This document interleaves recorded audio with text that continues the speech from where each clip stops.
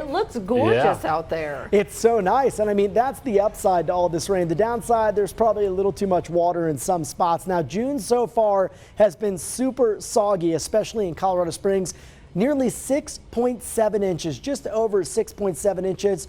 That's nearly 3 times the June average, and we're only to the 13th of the month. The wettest on record, by the way, is 8 inches back in 1965. This 6.1 that we're sitting at so far takes us into the top 3 wettest Junes ever. For Pueblo, we got some beneficial moisture over the weekend and yesterday, but we're not nearly as wet as what we've seen in the Springs. So far this month, about 2.5 inches, still about double the June average, which is 1.28 for the entire month. Check out this incredible video of some of the flooding, the hail we saw yesterday on the east side of Colorado Springs.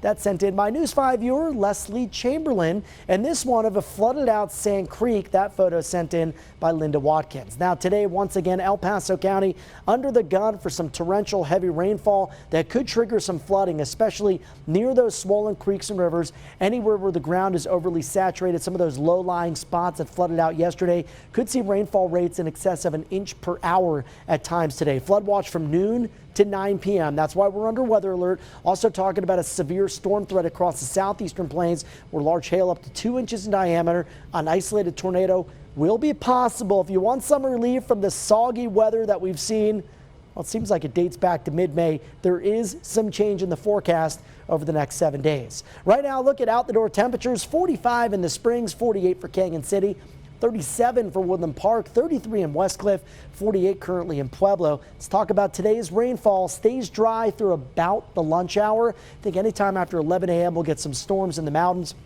Between noon and 2, they start to reach the I-25 corridor. Notice how it will be heavy at times here into the Pikes Peak region, Pueblo County, the Arkansas River Valley. Farther east, some of these storms will be watching closely as they will have the potential to reach that severe criteria. Now, storm chances become a little less widespread Wednesday to Thursday, but ramp back up Friday as a cold front drops in from the north. Not only will it be stormier to close out the week, it'll also be about 5 to 10 degrees cooler. Today, speaking of being cool, these highs about 15 to 20 degrees below average. And in fact, each and every day in June so far has been below average. Average high this time of the year in the low 80s. We don't look to reach that until Father's Day. That would be this coming Sunday. But on Friday, again, storm chances increase behind a cold front. High to close out the week only around 71. Today we'll be in the low 70s in Pueblo. Finally back to the 80s beginning tomorrow. A bit of a roller coaster ride through the end of the week and then soaring into the 90s by Father's Day. That continues into early next week.